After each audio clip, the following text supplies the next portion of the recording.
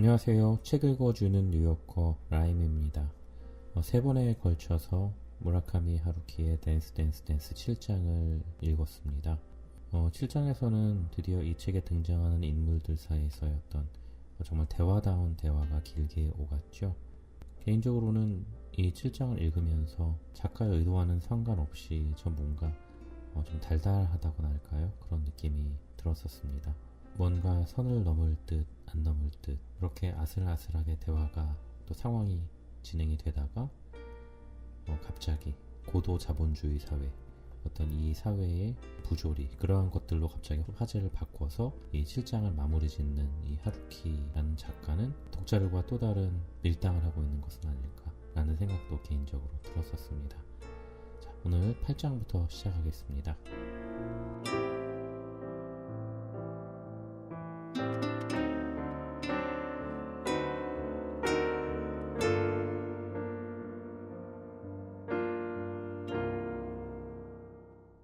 8장. 방에서 예전의 동업자에게 전화를 걸었다. 내가 모르는 누군가가 수화기에 나와서 내 이름을 묻고는 다시 다른 사람이 나와서 내 이름을 묻고 그러고 나서야 겨우 그가 나왔다. 바쁜 것 같았다. 우리가 이야기를 하는 건 거의 1년 만이었다. 그를 의식적으로 회피했던 건 아니다. 다만 단순히 이야기할 것이 없었던 것이다. 나는 그에게 대해 줄곧 호의를 가지고 있었으며 지금도 그 점에는 변함이 없다. 하지만 결국 그는 나에게 있어선 이미 통과해버린 영역에 속해 있었다. 내가 그를 거기에 밀어넣은 건 아니다. 그가 스스로 거기에 들어간 것도 아니다. 우리는 서로 다른 길을 걷고 있었고 그 두 갈래 길은 웬만해선 교차하지 않았다. 그것뿐이었다. 건강한가? 하고 그가 물었다. 건강해 하고 나는 말했다. 지금 삿포로에 와 있다고 하자 춥지 않느냐고 그는 물었다. 춥다고 나는 대답했다. 하는 일은 어떠냐고 나는 물었다. 바쁘다고 그는 대답했다. 너무 술을 마시지 말라고 나는 말했다. 요즘은 별로 마시지 않는다고 그는 말했다. 그쪽은 지금 눈이 내리고 있는가 하고 그는 물었다. 지금은 아무것도 내리지 않는다고 나는 대답했다. 한바탕 그런 예의 바른 주고받기가 있었다. 그건 그렇고 좀 부탁할 게 있어 하고 나는 말을 꺼냈다. 나는 훨씬 이전에 그에게 한 가지 빌려준 게 있었다. 그도 그 사실은 기억하고 있었고 나도 기억하고 있었다. 게다가 나는 그렇게 늘 남에게 부탁 같은 것을 하는 인간은 아닌 것이다. 좋아 하고 그는 간단하게 말했다. 예전에 함께 업계 기관지에 관계된 일을 한 적이 있었잖아 하고 나는 말했다. 한 5년 전 일인데 말이야. 기억하나? 기억하고 있어. 그 관계의 라인은 아직 살아있는가? 그는 잠시 생각하는 듯 했다. 별로 활발하다고는 할 수 없지만 살아있는 건 살아있어. 관계 회복이 불가능하지는 않아. 거기에 한 사람, 왜 업계의 이면에 굉장히 소상한 기자가 있었잖은가? 이름은 잊었지만 그 마르고 항상 이상한 모자를 쓰고 있던 남자. 그와 연결될 수 있을까? 아마 할 수 있겠지. 그래, 무엇을 알고 싶나? 나는 그에게 돌핀 호텔의 스캔들 기사에 관해 대충 이야기했다. 그는 주간지 이름과 발매 날짜를 메모했다. 그리곤 대 돌핀 호텔이 생기기 전에 거기에 있었던 소 돌핀 호텔 이야기를 했다. 그리고 다음과 같은 것을 알고 싶다고 했다. 우선 왜 새로운 호텔이 돌핀 호텔이라는 이름을 인계했는가? 그리고 소 돌핀 호텔의 경영자는 어떠한 운명을 더듬었는가? 스캔들은 그 후 어떠한 진전을 보였는가? 그는 그것들을 전부 메모하고는 전화통 앞에서 읽어내렸다. 이거면 되나? 그거면 돼 하고 나는 말했다. 어쨌든 급할 테지? 하고 그가 물었다. 미안하지만 하고 나는 말했다. 어떻게든 오늘 중으로 연락을 취하도록 해보겠어. 그쪽 전화번호를 알려주게. 나는 호텔의 전화번호와 룸 넘버를 알려줬다. 그럼 나중에 하고 그는 전화를 끊었다. 나는 호텔의 카페테리아에서 간단한 점심 식사를 했다. 로비에 내려와 보니 카운터에 예의 그 안경을 쓴 여자아이가 있었다. 나는 로비의 구석 쪽 의자에 앉아서 얼마 동안 그녀를 바라보고 있었다. 그녀는 바쁜 듯이 일하고 있었고 나의 존재에는 신경을 쓰지 않는 것 같았다. 어쩌면 알아채고 있었는지도 모르지만 어떻든 무시하고 있었다. 하지만 어떤 쪽이건 상관없었다. 나는 다만 그녀의 모습을 잠깐 보고 싶었을 뿐인 것이다. 나는 그녀를 보면서 저 아이와 함께 자려고 생각했으면 잘 수도 있었다고 생각했다. 가끔은 그런 식으로 자신에게 용기를 갖게 할 필요가 있었다. 10분가량 그녀를 바라보고 엘리베이터로 15층까지 올라가 방에서 책을 읽었다. 오늘도 하늘은 잔뜩 흐려 어둠침침해 있었다. 아주 조금만 햇빛이 비치는 종이상자 속에서 지내는 것만 같은 기분이었다. 언제 전화가 걸려올지도 몰라 밖으로 나가고 싶지가 않았고 방 안에 있으면 책을 읽는 정도밖엔 할 일도 없었다. 잭 런던의 전기를 마지막까지 읽어버리고는 스페인 전쟁에 관한 책을 읽었다. 길게 늘어진 저녁녘 같은 하루였다. 늦추고 당기고 하는 게 없다. 창밖의 잿빛에 조금씩 검정이 섞여들더니 이윽고 밤이 되었다.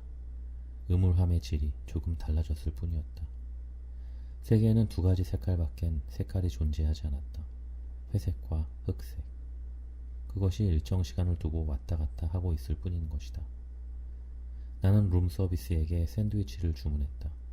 그리고 그 샌드위치를 한 개씩 천천히 먹고 맥주를 냉장고에서 꺼내 마셨다.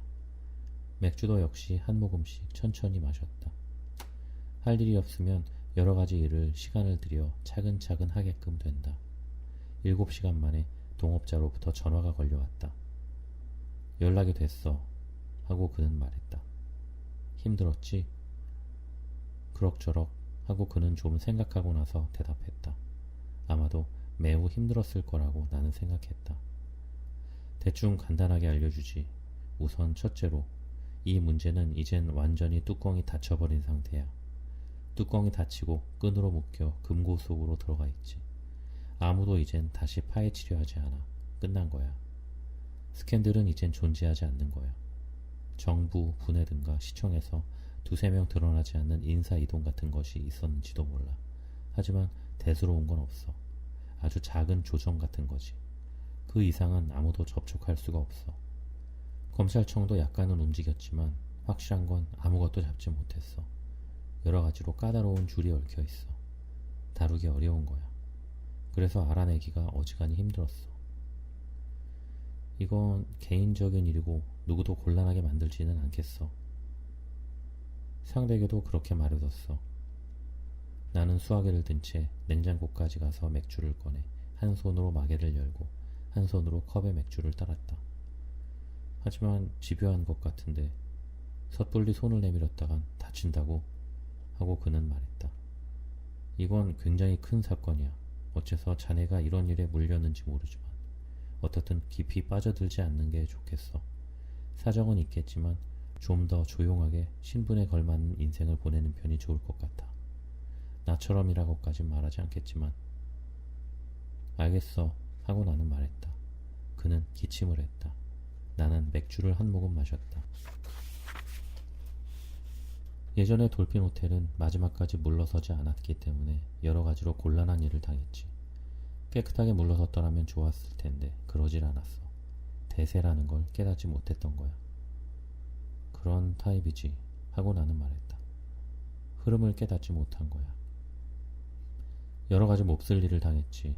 예컨대 폭력배가 몇 명인가 호텔에 줄곧 묵어대면서 하고 싶은 짓은 다 했어. 법에 걸리지 않을 정도로. 이를테면 겁을 주는 친구가 로비에 늘 앉아있다가 누가 들어오면 노려보는 거야. 알겠지 그런 거? 하지만 호텔 측은 웬만해선 까딱도 하지 않았지. 알만하군 하고 나는 말했다. 이루카 호텔의 지배인은 온갖 인생의 불행에 길들여져 있다. 어지간한 일에는 놀라지 않는다. 하지만 최후에 가서 돌핀 호텔은 기묘한 조건을 내놓았어. 그리고 그 조건을 받아들인다면 물러서겠다고 말했지. 상상해보라고. 어떤 조건인지. 모르겠는데 하고 나는 말했다. 생각해보라니까 조금쯤은 하고 그는 말했다. 그건 자네의 또 하나의 질문에 대한 대답도 되는 것이니까. 돌핀 호텔이란 이름을 인계한다는 조건? 그거야 하고 그는 말했다. 그것이 조건이었지. 그래서 매수하는 쪽은 그것을 받아들였어. 그건 어째서지? 나쁜 이름은 아니니까. 안 그래? 돌핀 호텔. 나쁜 이름은 아니야. 글쎄, 그렇군 하고 나는 말했다. 게다가 A그룹은 새로운 호텔 체인을 만들 계획을 세우고 있었던 거야, 때마침. 이제까지의 중상급의 체인이 아닌 최고급의 체인을 말이야. 그리고 그 이름은 아직 지어지지 않은 상태였지. 돌핀 호텔 체인 하고 나는 말해보았다. 그렇지. 힐튼이라든가 하이아트라든가에 필적하는 고급의 체인이야. 돌핀 호텔 체인 하고 나는 다시 한번 되풀이했다. 인계되고 확대된 꿈. 그래서 예전에 돌핀 호텔의 경영자는 어떻게 됐을까? 그런 건 아무도 모르지 하고 그는 말했다. 나는 맥주를 또 한 모금 마시고 볼펜으로 귓불을 긁었다. 나갈 때에 아무튼 상당한 돈을 얻었으니까 그걸로 무엇인가 하고 있는지는 모르지. 하지만 알아볼 길이 없어. 통행인 같은 구실만 하는 인물이니까. 그렇겠지 하고 나는 수긍했다. 대략 그런 정도야 하고 그는 말했다. 그것만을 알았어. 그 이상은 알 수 없었어. 됐는가? 고마워. 큰 도움이 됐어 하고 나는 감사를 표했다. 하고 그는 다시 기침을 했다. 돈을 썼나? 하고 나는 물어보았다. 아니 하고 그는 말했다. 한번 밥을 먹이고 긴자의 클럽에나 데리고 가서 소개비를 주는 정도면 되겠지. 그런 건 신경 쓰지 않아도 돼. 어차피 전부 경비로 빠지니까. 무엇이건 경비에서 빠지거든. 회계사도 좀 더 경비를 쓰라고 말하고 있을 정도야. 그러니 그 점은 신경 쓰지 않아도 돼. 만일 긴자의 클럽에 가고 싶다면 이번에 한번 데리고 가지. 경비로 빠지니까. 어차피 가본 적이 없을 테지. 긴자의 클럽이라니 도대체 거기에 뭐가 있단 말인가? 술이 있고 여자가 있지 하고 그는 말했다. 가면 회계사가 칭찬해준다고. 회계사와 가면 좋지 않은가? 하고 나는 말했다. 저번에 갔어 하고 그는 신통치 않다는 듯이 말했다. 우리는 인사를 하고 전화를 끊었다. 전화를 끊고 난 다음에 나는 동업자에 대해 좀 생각해 보았다.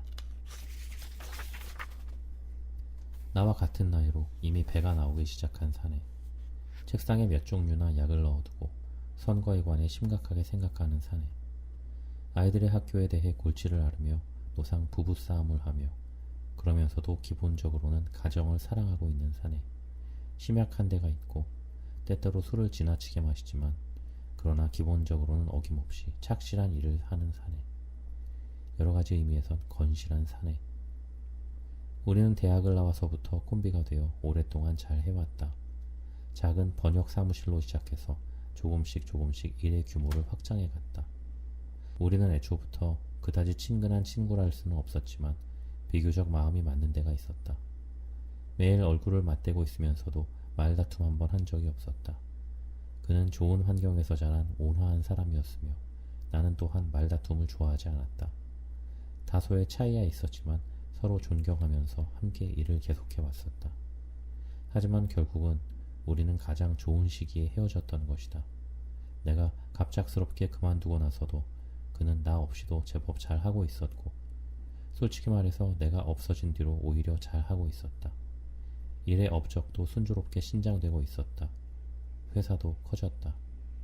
새로이 사람을 써서 그들을 잘 부리고 있었다. 정신적으로도 혼자가 되면서부터 오히려 안정돼 있었다. 아마도 내 쪽에 문제가 있었던 것 같다. 아마 내 속에 무엇인가가 그에게 있어서는 그다지 건전치는 못한 영향을 끼치고 있었던 게 아닌가 싶다. 그래서 내가 없어지고 나서부터 오히려 훨씬 자유로이 행동할 수 있었던 것이다. 지켜세우고 달래고 하면서 사람을 제법 잘 부렸고, 격리 보는 여자아이에게 쓰잘데없는 농담도 잘하고, 하잘 것 없다 싶으면서도 한껏 경비를 쓰고, 누군가를 긴자의 클럽으로 데리고 가서 접대도 한다. 가령 나와 함께 있었다면 그는 긴장해서 그런 일을 순순히 제대로 할 수 없었을 것이다. 늘 내 눈을 의식하고 이런 걸 하면 내가 어떻게 생각할까, 그런 것만 생각하고 있었을 것이다. 그런 사내인 것이다. 나는 솔직히 말해서 그가 내 옆에서 무엇을 하고 있건 별로 아무렇지도 않게 여겼지만 그 친구는 혼자가 되어서 오히려 잘 된 것이다 하고 나는 생각했다. 여러 가지 의미에서. 요컨대 그는 내가 없어짐으로써 그 연륜에 상응한 행동을 할 수 있게 된 것이다. 연륜 상응 하고 나는 생각했다. 그리고 연륜 상응하고 입 밖에 내어 말해보았다. 입 밖에 내고 보니 그건 어쩐지 남의 일처럼 느껴졌다. 9시에 다시 한번 전화벨이 울렸다. 전화가 걸려올 만한 데는 전혀 없었고 당초엔 그것이 무엇을 의미하는 음향인지는 잘 알지 못했다. 하지만 전화였다. 나는 네 번째 벨소리에 수화기를 들어 귀에 댔다. 선생님, 오늘 로비에서 저를 말끄러미 보고 있었죠? 하고 프런트의 여자아이가 말했다. 목소리로 보아 별로 화내고 있는 것도 아니고 반가워하는 것도 아닌 것 같았다. 그저 담담한 목소리였다. 보고 있었지 하고 나는 수긍했다. 일할 때 그런 식으로 보고 있으면 긴장해요. 전 굉장히. 덕분에 잔뜩 실수했어요. 선생님이 보고 있는 동안에. 이젠 안 보지 하고 나는 말했다. 나는 다만 나 스스로 용기를 북돋기 위해서 아가씨를 보고 있었어. 그렇게까지 아가씨가 긴장할 줄은 몰랐어. 이제부턴 조심해서 보지 않도록 하겠어. 지금 어디에 있지? 집이에요. 이제부터 목욕을 하고 잠을 잘래요. 하고 그녀는 말했다. 그런데 선생님 숙박을 연기했나 보죠? 볼 일이 좀 연장돼서 하고 나는 말했다. 하지만 이젠 그런 식으로 날 바라보곤 하지 말아요. 그런 일 당하면 곤란해요. 이젠 보지 않아. 잠시 침묵이 흘렀다. 나 좀 너무 긴장해 있는 것 같아요? 전체적으로. 글쎄 모르겠는데 그런 건 개인차라는 게 있는 법이니까. 하지만 누구나 타인이 물끄러미 보고 있으면 많건 적건 긴장하는 게 아닐까. 특별히 신경 쓸 건 없어. 그리고 난 가끔씩 무의식적으로 무엇을 너무 물끄러미 응시하는 경향이 있어. 여러 가지를 물끄러미 보는 거야. 어째서 그런 경향이 있죠? 경향이라는 건 설명하기가 어렵지 하고 나는 말했다. 하지만 조심해서 안 보도록 하겠어. 하는 일을 실수하게 하고 싶진 않으니까. 그녀는 내가 한 말에 대해 잠시 생각하는 듯 했다. 안녕히 주무세요 하고 이윽고 그녀가 말했다. 잘 자요 하고 나는 말했다. 전화가 끊어졌다. 나는 목욕을 하고 11시 반까지 소파에서 책을 읽었다. 그 뒤 옷을 입고 복도로 나섰다. 그리고 미로처럼 꼬불꼬불한 긴 복도를 끝에서 끝까지 걸어보았다. 현관의 제일 끝 깊숙한 곳에 종업원용의 엘리베이터가 있었다.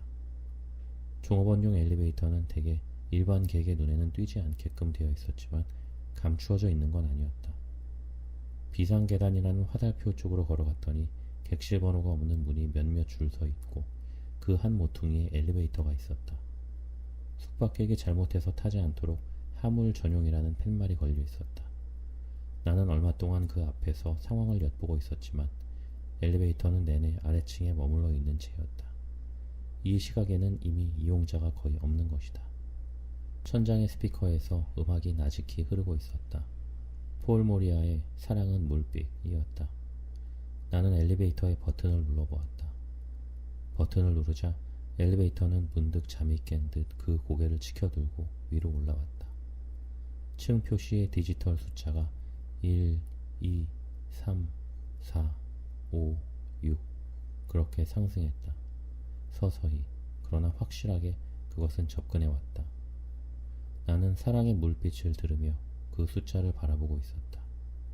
안에 누군가 있으면 숙박객용 엘리베이터와 오인했다고 하면 된다. 호텔 숙박객이란 어차피 노상 5인만 하기가 일수이니까. 11, 12, 13, 14 그렇게 그것은 상승했다.